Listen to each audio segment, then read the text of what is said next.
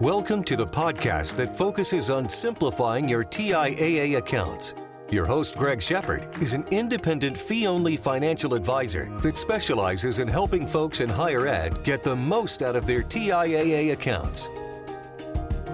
Hey there, folks. Greg Shepard here, TIAA Simplified, name of the podcast. Hope everyone's doing well out there. I've been gone for a little bit from the podcast realm. Been doing the YouTube thing, though, so if you haven't checked out the YouTube channel, by all means do so. Name is the same, TIAA Simplified, over there on the YouTube platform. It's been pretty popular, so I've taken a little bit of a hiatus from the podcast episode thing. A lot of you have been kind enough to point that out via email and phone. So I'm back. Going forward, folks, we're going to focus more on a monthly basis, going to focus on, the more popular questions that you've asked, month prior, and also the more popular YouTube episodes, I guess you call them, that you all find more relevant, okay? So again, my name is Greg Shepard. For those of you that don't know me, I do specialize in just simplifying those oftentimes confusing TIAA accounts. Been doing so for 20 some odd years, helping folks just like yourself all over the country, okay? So with that being said, like I mentioned, these episodes are going to focus more on what's on your mind, right? What you've brought to my attention and things that have helped you good folks out there over the course of the last maybe 30 days or so. So my idea is to focus on 3 or 4 topics, kind of keep the juices flowing. I've got so many topics I can hone in on, so we're not going to run out of material. But the first 3 topics here that I have written down, I have no notes. We're going to shoot from the hip and see how it goes. The first one's more of a PSA. It was a rather popular topic on the YouTube side of things, so I decided to bring it over to the platform of the podcast world, and that is hiring an advisor, okay? Now, let me dive into this and really get into the nuts and bolts of what I'm talking about.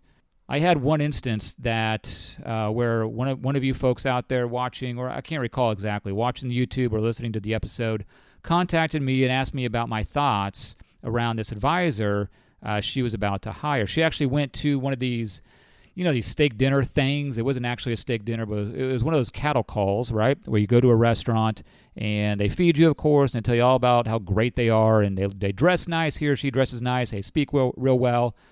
But again, at the end of the day, who does that person work for? So this person called me, this potential client, never became a client, by the way, but lack of a better term, let's call him potential client, contacted me and said, hey, I went to this steak dinner thing. This person presented me with this. What are your thoughts around that? Okay, so I don't lie in the gray area, right? So I'm pretty black and white when it comes to this kind of stuff. And so I just asked some qualifying questions. What's going on? Where does this person work? What are you trying to accomplish? And all that good stuff. So obviously this person has TIAA stuff, quite a bit. If I recall correctly, like north of, a couple million. So there's some money to be made on my side of things, the advisor side of things, right? So the advisor, they do these questionnaires at these cattle calls, right? And found out that this individual, this potential client, had, north of $2 million, but it was over at TIAA. And so this individual, again, potential client, met with that advisor at the advisor's office, obviously, dressed real sharp, talked real well. I won't reveal the name of the company that he or she worked for. I may have done that on my YouTube side of things, but I won't do it here. And started telling this individual, yes, we can do all these things with TIAA. And I tell you what, the number one thing the goal for this advisor was really to liquidate everything at TIAA and just transfer it over to their platform. Let's call it Charles Schwab. They weren't utilizing Schwab, but for the sake of time and actually the lack of my memory, we're going to utilize Charles Schwab here. So this advisor wanted to transfer everything from TIAA over to Schwab. Why? Okay? So that was my first question. And I already knew the answer because, folks, that advisor can't charge a fee while the monies are over at TIAA. So he or she, this advisor, doing their damnness, doing their best to get those monies out of TIAA, transfer them over to Schwab where he or she can access those fees. They can charge a fee, okay? Not only that, when I started asking this individual, this potential client, what are your investments over at TIAA? What are you looking to accomplish and all that fun stuff? None of what this potential client was trying to accomplish, how do I word this? That advisor was not putting her in a better position. So what she was trying to accomplish was some fixed income and all that fun stuff that's associated with not transferring money from TIAA over to Schwab in this case, okay? So she was better served staying at TIAA, implementing some of the strategies associated with TIAA Traditional to accomplish some of the goals that she was looking for. And I asked this lady, this potential client, how is this advisor trying to extract monies from TIAA? And she gave me kind of this, we'll call it a flow chart that this advisor gave her. Folks, it wasn't even, implementable. Some of the things that this advisor was trying to do, you can't do, okay? So I warned her. I said, hey, this advisor, speaks well, dresses nice. He or she, I'm not going to get into the nuts and bolts of where the advisor was. He or she, this advisor is only interested in one thing, in making money, okay? This advisor was relatively new to the game, and it's eat what you kill, right? Trying to take on as many clients as they can and charge as many fees as they can, okay? So I told this individual, stick with TIAA. I gave her some advice, some free advice, some pointers, if you will, and told her, hey, you can actually accomplish what you're trying to do without an advisor. Let me show you how. So lo and behold, this potential client did not hire the advisor. Folks, if you run across a situation or anything similar to this, okay, I'm going to leave you with one thing here on this topic. What you do, and what I asked this individual, this potential client, to ask said advisor is, what is your APIN number? APIN. What is your APIN number, Mr. or Mrs. Advisor? Okay, now, if that advisor looks at you like a deer in headlights, there is an obvious sign that the advisor is not associated with TIAA, therefore not able to coherently provide you with a strategic game plan when it comes to TIAA. Okay? Now, if that advisor does give you their APIN number, that's a great start. Okay? That means he or she, this advisor, is a part of TIAA's advisor network, and he or she probably has some experience with TIAA. Then the next question is, how many clients do you direct or help that are associated with TIAA? Just start asking some open-ended questions where you can kind of get a grasp on how this advisor has worked with TIAA. Okay, now, if you're working directly with TIAA, because these are the independent advisors, by the way, okay? I want to make sure I clarify. These are the independent advisors I'm talking about. These fee-only, non-commission advisors. RIA, okay? RIAs. That's what it's called in my industry. Of course, you have the option to work directly with TIAA, and there are good folks over there. But the only downside of working with a TIAA advisor is, guess what? They work for TIAA. So, of course, they're going to try to implement what's under the TIAA umbrella, right? Which makes sense because from a business perspective, they're going to do what's in the best interest of their company. Okay, which is fine. That's how, capitalism, that's how business works, right? So in my opinion, I think you want an independent advisor if you're looking to hire one. But those qualifying questions, first, APIN number. What is it, Mr. or Mrs. Advisor?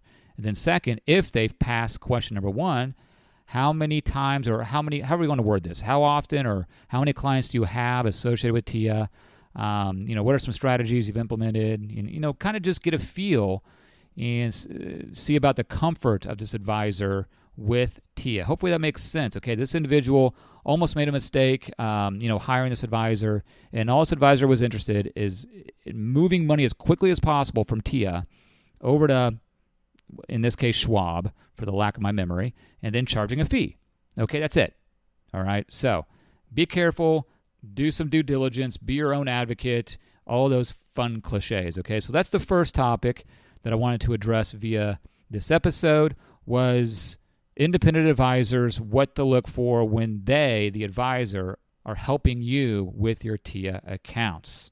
Okay, folks, let's go ahead and move on to topic number 2. Before I get going, I'd be remiss if I didn't tell you or let you know how to get a hold of me in case you get in the weeds on this episode or any other episode of my podcast or that YouTube channel for that matter. Email address is probably the easiest way to get a hold of me. That is greg@shepardfinancial.com. That is GREG at SHEPARD financial.com. Phone number, I reside in the Kansas City area, 913-521-2381. Okay, folks, liquidity versus illiquidity when it comes to traditional. Now, the catalyst for this topic is, well, really your all's emails and phone calls, Zoom calls, all one and the same, various asked or I guess presented to me various ways. You all are finding out about the illiquidity aspect of that traditional way too late, all right? We need to go into these traditional monies knowing that they're liquid or illiquid. Liquid or illiquid. Time and time again, I've talked about this. I've reiterated till I'm blue in the face on episodes on this podcast and the YouTube channel. And whenever I do an episode like this, and I guarantee after I'm done with this and I present it to the public, I'm going to get some emails and phone calls that spurs your all's interest in trying to figure out if your traditional monies are liquid or illiquid, which is perfectly fine. That's great. That's what we're doing here. So I need everybody out there, if you're not familiar with TIAA, specifically the traditional part of the account, figure out how do I word this? What type of contract it's in. What I mean by that is we're looking for those acronyms. It's a TIAA alphabet soup. We're looking at RAs, GRAs, SRAs, GSRAs, RCs, RCPs. What kind of contract is traditional in, and is there illiquidity aspects associated with said contract? I feel like I'm lecturing my 10-year-old daughter here, so I apologize. What we don't want is to get, a couple years away from retirement or after retirement. Typically that doesn't happen. Typically it's a few years, 3 years before retirement, and then you figure out that money, those monies, are illiquid.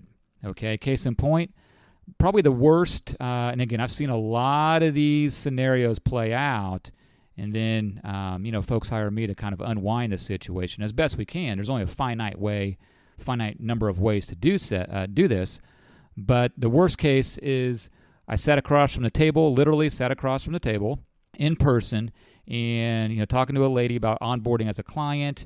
I think it was this is a while ago. I think it was our second meeting, and I had already done some my own due diligence, got her statements, went online and did all this fun stuff.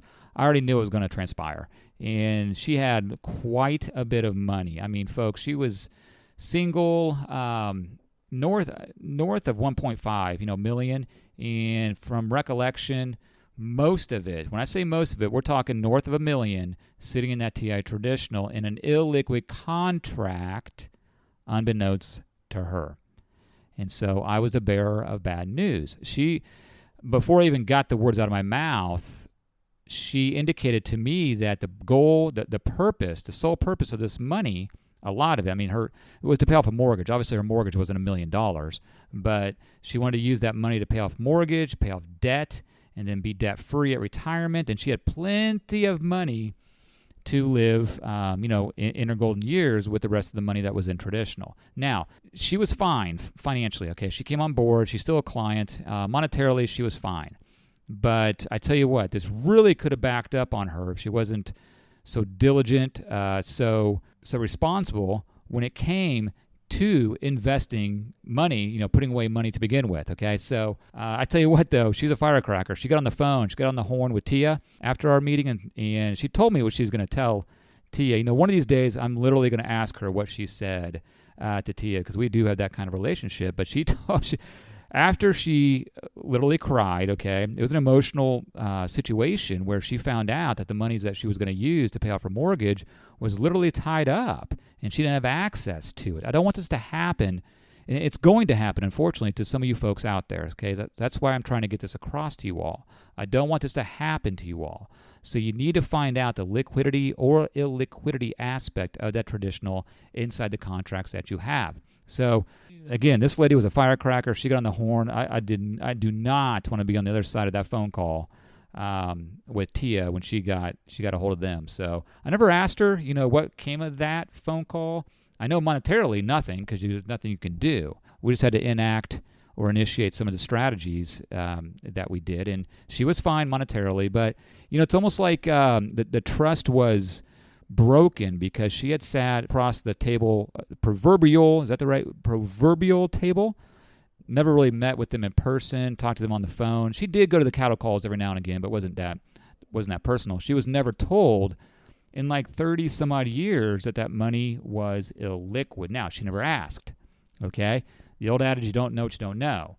this comes into play with those things. I tell people time and time again, and some of my clients might be listening to this, and you know exactly who I'm talking about. So I deal a lot with Arizona State University professors. They have a great space, I don't even know what you call it, space exploration program down there. I literally have rocket scientists as clients.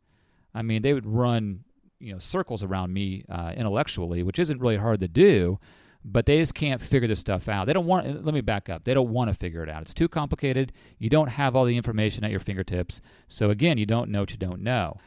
So don't be shy. Don't be bashful.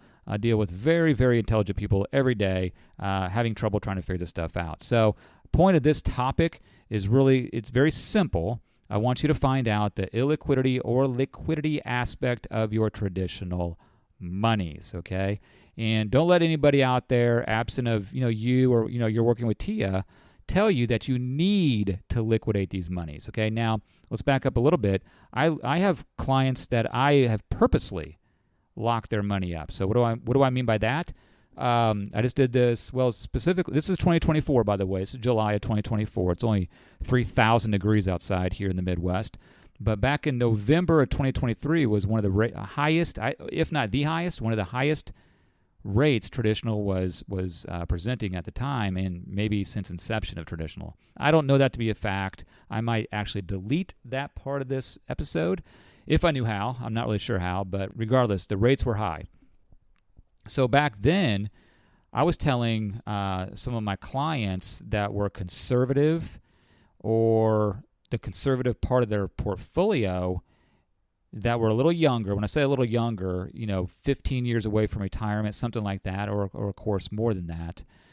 Let's go ahead and put some of these monies, future contributions and static monies, into this RA contract, which is a liquid traditional. Let's get 6 3/4%. With the knowledge that we're locking that money up, and there's certain things we can do to extract those monies at a certain period of time in the future. Okay, so there's nothing wrong with that, as long as you understand the strategy going forward. So, like in this case, we're going to go ahead and initiate the 10-year TPA on those monies when he's 3-ish years away from retirement, because he doesn't need these monies to live on. All right, he's got plenty of other money. He's a doctor down at Children's Hospital, Children's Mercy. Got plenty of money, okay? So we don't need these monies, but it's his conservative sleeve of the portfolio. Folks, very difficult to find a bond portfolio, bond investment that's going to pay you 6 3/4%, here in air quotes, in perpetuity, okay? Now, if you want to unwind or dig into what perpetuity means in this case, I'd be more than happy to have that conversation, but you'll be very hard-pressed to find any bond investment that's going to get north of 6% consistently. All right. Now, we're not getting those rates now. Okay, so don't get it twisted about traditional monies right now. We are not getting those rates. You are not getting 6 3/4% for new monies going in. That was just an example, a real-life example, but nonetheless doesn't apply to today's rates. So, moral of the story is, don't be afraid of going into illiquid contracts, as long as you know what you're doing and have an exit strategy. If you have no idea what these acronyms are for your contracts, GRA, RA, all of those, like I said, alphabet, TIAA alphabet soup, let me know, and I can walk you through it. I can hold your hand and walk you through it. It's very simple. It'll take me, 30 seconds to do so. Okay, folks, let's go ahead and move on to topic number 3. I'm reading a couple notes here that I actually did write down, not very coherently, but what I'm going to do here is give you a real case scenario. Oh yeah, okay, I recall this. I was reading it as I was talking. Okay, so what we're talking about here on topic number 3 is lifetime income. Okay, lifetime income against 10-year TPA. It's number 10, 10-year TPA versus lifetime income. Okay, now, the reason I'm bringing this up is this backdrop here is that a prospective, we'll call him a prospective client, came to me after watching the YouTube channel, I can't recall, or the episode here, on one of the episodes on the podcast, and brought to my attention that she being a 70-year-old lady, higher ed, retired, looking to do the TPA, 10-year TPA paid out over 9 years. And before she even became a client, what I wanted to do was, what I told her is, hey, let me just extract some information for you, because I knew she had been a TIAA participant for quite a long time. In recollection, we're talking 30 plus years. So I knew that her traditional monies, she had obviously money in traditional, had been around a long time. Loyalty bonuses were going to be fairly good. And I was going to guess the payout rate on lifetime income was going to be rather attractive. Okay, so she was dead set on this 10-year TPA, but I said, hey, let's just hold tight and let me do my due diligence. Let me get back to you, and then we'll pull the trigger whenever you want after that fact, because once you initiate a strategy, it's irrevocable, which she knew, but we wanted to make sure we're doing the right thing here. So lo and behold, I got authorization on the account. We did a Zoom call. And folks, here's what I found in her situation. I don't have the exact dollar amounts, but in this case, the TIAA lifetime income paid only slightly less monthly, but obviously for a longer period of time, which equates to her life, right? Of course, it goes without saying that 10-year TPA, well, if you didn't know, it's paid out over 9 years, not 10, but her expected life is longer, I would assume, than 9 years. So she found that pretty interesting. Okay, she didn't even go down the path of exploring those lifetime income payments because that wasn't of interest to her. So let me give you a couple key takeaways from this. First, make sure, okay, another PSA, make sure you do your own due diligence when it comes to initiating these strategies with your illiquid traditional monies. Okay, even if you're not, like this case, this lady really had no interest in lifetime income annuity. She had this bad connotation. The word annuity has this bad connotation to it. Folks, the annuity from TIAA Traditional, let me back up. An annuity by definition is just a fixed set stream of income on a payment period, monthly, quarterly, or annually. That's all. That's the definition of an annuity.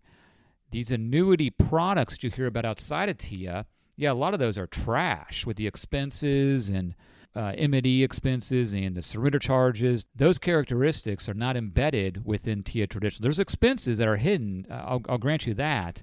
But we don't have the surrender charges, the M&E, mortality and expense rates, and all that fun stuff with. And I say we, I'm talking about TIAA. I do not work for TIAA, as you know, but I digress a little bit. So what I'm getting at is make sure you understand and explore all your options when it comes to those illiquid traditional monies, because something might surprise you.